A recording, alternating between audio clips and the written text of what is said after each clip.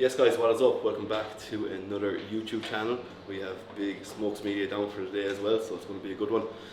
Currently 15 weeks out, not too sure when this will go live, but just so you know, when you do see my physique and stuff, it is 15 weeks.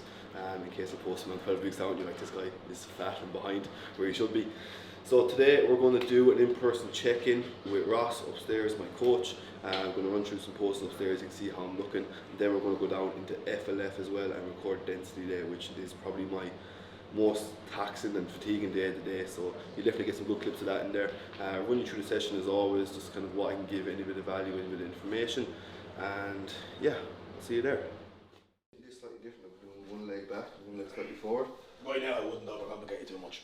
Literally, you should just learn how to hit your base. I was going to say to your check-in, but I knew you'd be up here. Just hit your check-ins as simple as you can, as default poses as you can, and then just work from there. Right, start that again. Right. And just, when you're pulling back, just don't think about anything except doing a chest fly. That might seem really counter. All I want you to do is just hook your thumbs and do a fly, and just let your lats relax around your shoulder. Think about wrapping your scapula around your shoulder blades as you do it. There you go, it's better. A little bit wider than again. Notice with all this starts to come down, and everything starts to tighten up, so you're going to see a way better idea where you're at. Drop your shoulders a tiny bit. So just like that way. There you go. And now lift the elbow up. There you go. Better. Hold your shoulders better. Cool. There you go. Right. And then just totally relax that front leg. Totally relax. It should be, that hamstring should feel absolutely nothing. All you're going to do is with your left leg, just push your left knee into your right leg and don't, as if you're all the way to the right. I've been putting my... Right. So what the problem is, right, so that was like I used to, a lot of lads will do. You think about, you look at someone in like a side chest or like a side tricep or something, you're trying to get that big drop through the hamstring. That's what everyone wants, right? Everyone's like, why don't I have that? Because as soon as they get into that shot, they pull in and then they pull their toe backwards. That's shortening your hamstring. You need to have your hamstring relaxed so that it's lengthened and you push against the hamstring itself. If anything, what I would do is I would push forward into the floor, so push through the ball of your foot towards the wall.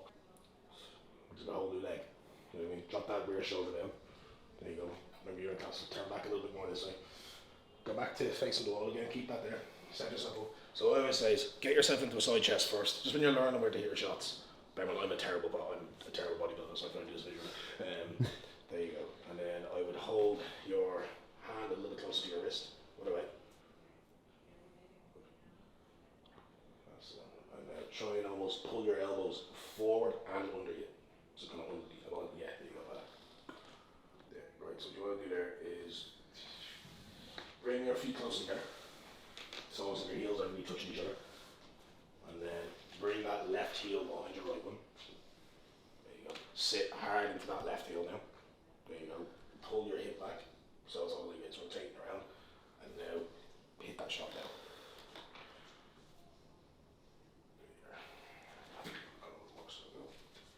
There you go. And as you get leaner, all these things start to pop back through, and you get a better idea where you're at and everything. That's the word. And then when you're ready, just step back with your left leg and keep hitting the shot. So it'll be honest if you're going like that. Yeah. And sit back. And then twist when you hit the shot again. And that exactly. And that sets you up for the next one. Do you know what I mean? So it's a transition, then it sets you up nicely for the next shot. And go again there. Into this one again? Yeah. I have a terrible habit of pressing that foot down. Yeah, it's all good. So the only habit you need to get into now is that when you're doing a side chest, side tricep, you're thinking leg extension. All you're thinking is knee forward. And it just immediately creates a big way bigger drop in the hamstring. So step back. There you go, the twist towards me, go hit a pose. That's it, and just that way, exactly. What really is the value of all this is the experience of doing it. That's beyond everything else. Obviously everyone competes to win and you don't compete for anything less. If you're competing for anything less than to win, you're probably in the wrong end. But within respect to kind of what you need to look at this as purely experiential, you know, it's like, oh, you need to feel what this feels like. See, this is as much of a business move as it is a personal move. You know, this is what you're trying to get into. This is the realm you're trying to. This is the realm you're all trying to get into at some point in time, and you really have to know what it feels like. You know, not going away. And even myself, man, for the first year or so when I was really coaching people, I didn't really know what it felt like. You know, and then even in that last prep, I was like, so this is how hard this can really get. You know, and like when you learn those things and feel those things, and you know, just stay in it and embrace it. You know, what you get in return from this is going to be more than any win, any place. It doesn't actually matter if you just like embrace, okay, this is going to get shit at some point in time, you know. But then the reward of it, and I think those little things that kind of happen as you kind of crop through your prep and stuff like that, they're so much more valuable than they would be. You know, that kind of way. It's like, oh, cool, I got a PB or I had a good training session. You're like, oh, you know, I defeat the odds, kind of, and it's all that kind of stuff that you're going to learn more that you've never experienced before. It's going to be sick, man. It's deadly. Yeah, no, I'm happy enough with where I'm at the moment. Yeah. So I know it is just about experience. Like that's the main thing. Obviously, it's not always just about experience, but the biggest thing you need to think about is I'm doing this thing. Because as soon as you get lost in the competitive part of it, which is obviously what you're doing, but like that element of it is not going anywhere. In 15 weeks' time, you will contest against other people in a bodybuilding show. You know, that's the fact of the matter. But if you get so lost in that idea that you forget to be, you know, very aware and very present in what you're doing at this point in time, the whole experience will spoil itself. It'll spoil itself for you. You know what I mean? So, you know, as much as you can, you're owning where you are. You're trying to minimize obviously outside stress, which is fucking difficult. But at the same time, you're just trying to own the experience that you're in at any point in time. And if you can like just fully embrace the kind of right foot, left foot mentality up until about 6 weeks ago, it's gonna be smooth sailing. Yeah, really, really smooth. That's good shit, mate. Well done. Proud of you.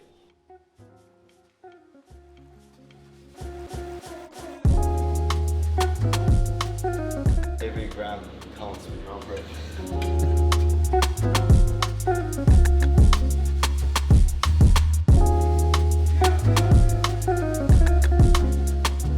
Now, this is meal one. My last YouTube was a full day of eating, so I'm not going to run through all my meals. It is the exact same today as it was in my last video. So just go back, give that a watch, click like, all that kind of crack as well if you want to see what I'm eating to get shredded.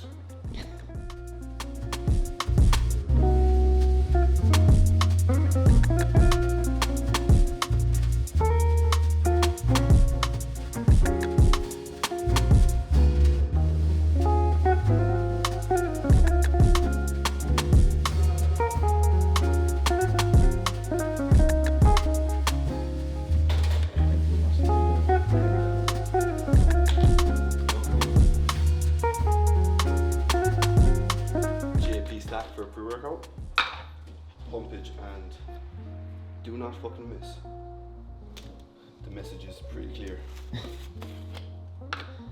One thing that I always do as well is I'll actually weigh my pre-workouts and my pump, because otherwise how much you know you're taking. You know what I mean? You could be taking a scoop and a half, you could be taking half a scoop.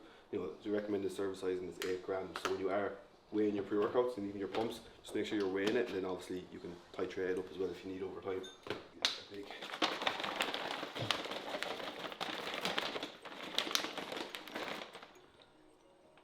Sometimes like clumps up in one big ball. Well, that's pretty good.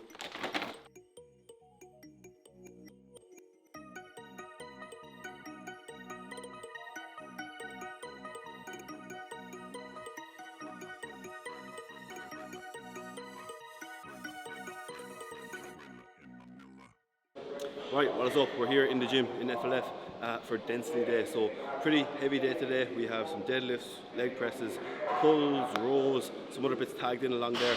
But before we get into any of that kind of stuff, we're going to start off with everyone's favourite, calf raises.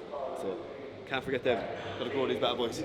Number one of a calf raise is take off your shoes, because nobody wants creases, especially not on a new pair of dunks.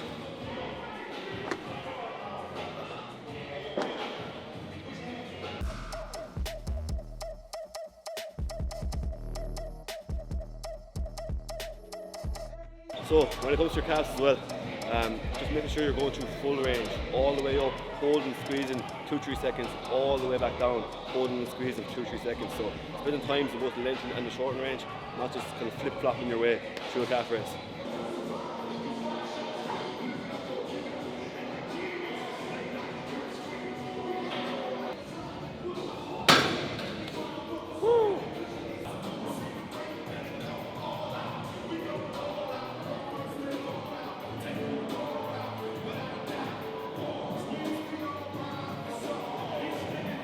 Right, so I just did a few hip extensions here to warm up before my RDLs.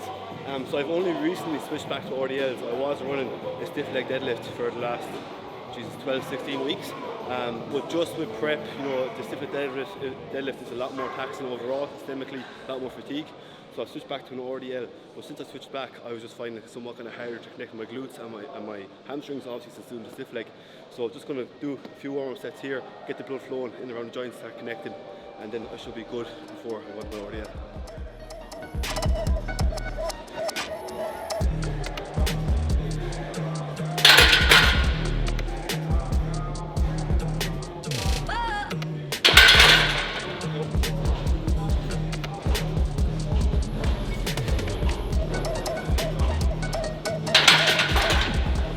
So you might notice I'm not wasting much time on my warm-up sets, literally 1-2 reps of each weight, building myself up to my top sets. I'm not coming in and doing 10 sets on each warm-up set. That would just be a complete waste of time and energy.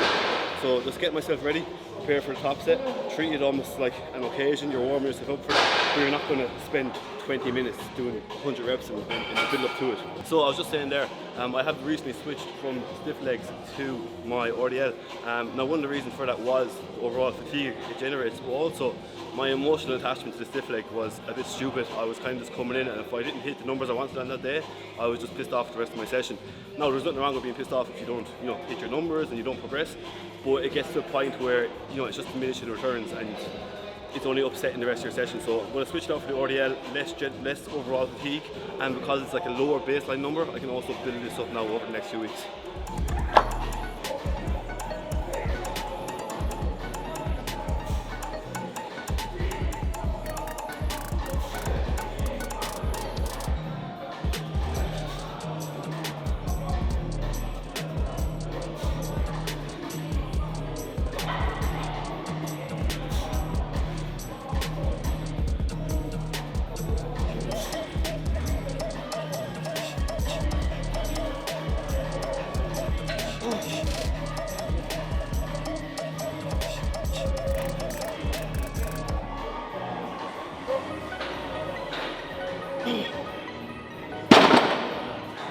I can't tell you if that's up or down reps because it's my first week actually doing it, but it's a baseline figure set anyway. When people say you can't get everything you need out of one set, you can. Trust me, if you do it properly.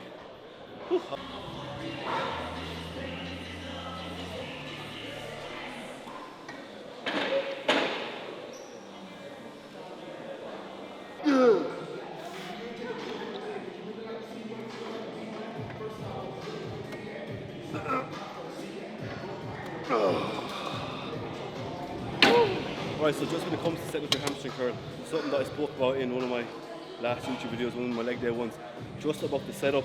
Same in every hamstring curl, you're going to get your knee in line with the pivot point, which should be pretty much on every hamstring curl machine. Now I'm using the Atlantis today. I used the Seated Prime on the other day, literally just to kind of switch things up a small bit.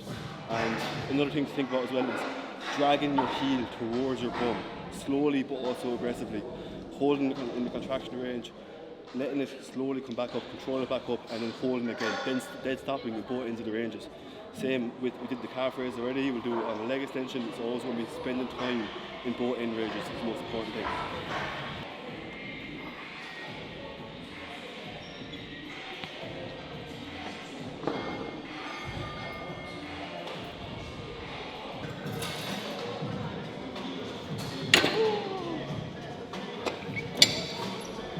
Hamstring is about to fall off the board there. Plus 2 reps. That's what's happening.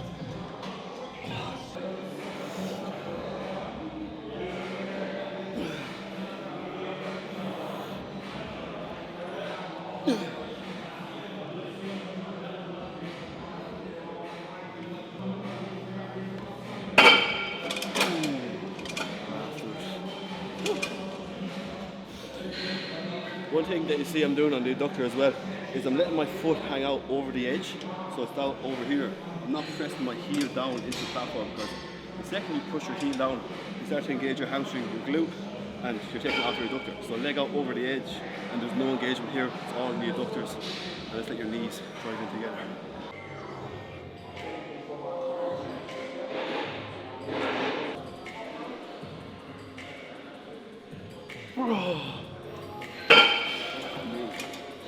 People neglect them, and the adductor is so big. If you have a bigger adductor, it pops out your quadriceps side, so don't be neglecting your adductors.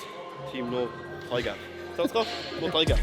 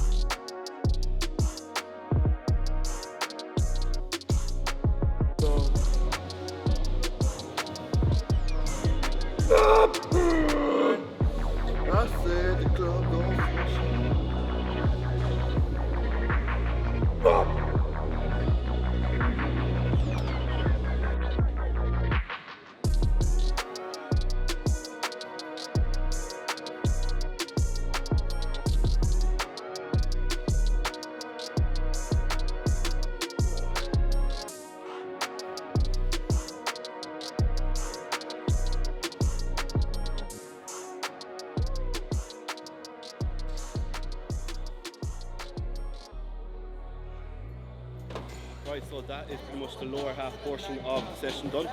We had our calves, our stiff legs, hamstring curls, and then leg press, and now we're on to our pulls, okay? So today is density day, posterior day, so majority of my leg work is hamstring based, and then on my other leg day, it's a quad day, predominantly bar hamstring curls. And then for today as well, we have 2 pulls, so So today as well, we have 2 pulls, fucking hell, I'm trying to Right, cut that. So we have 2 sets on the pull down, 2 sets on the extreme row, and then some biceps. And then I don't actually have a pull only day. So this is my pull day with a bit of work at the end. And then on my upper body day, I have majority pull to start off and a small bit of pressing, as I press like 3 times across the week. So my split isn't like your, I suppose, standard or your normal like push pull legs. It's kind of chop and change and small, but kind of suit me and kind of what I need to work on. So like, as you said, majority like my posterior and then a small bit of back and the other day. The back is, you know, I wouldn't say it's a strong point, but it's there.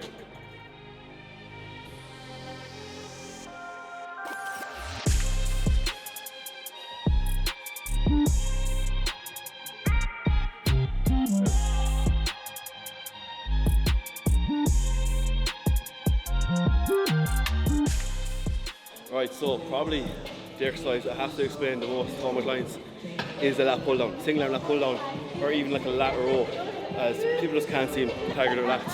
So just a quick run through. You're going to get your shoulder back and down, you're going to engage your lat, punch down onto the lat that you're working, and then you just drag your elbow down to your hip and back forward. You do not protract your shoulder and then roll back up here. It's shoulder back and down, retracted, elbow to hip, slowly back up to this position, not that. Okay, that takes tension off your lat.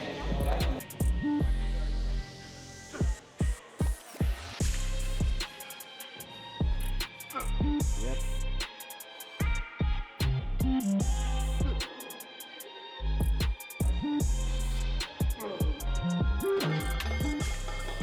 Right, so what you might see here when we're doing our 2 sets on the extreme row, they have different loading pins. So this is 1, this is 2, and this is 3. So our first set was 25 kilos or 27.5 kilos in the middle pin, and also set for 50 kilos up on top.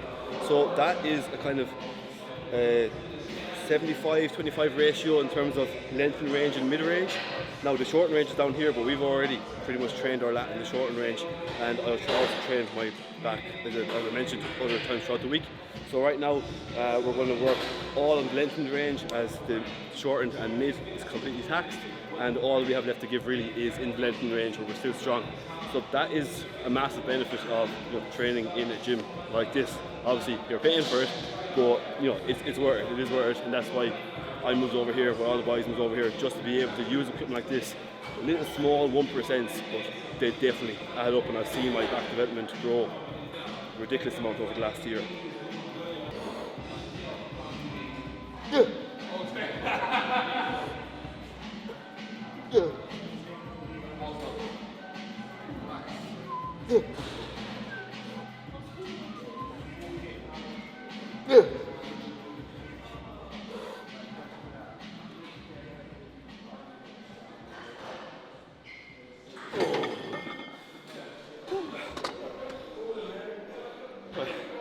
That's back, done.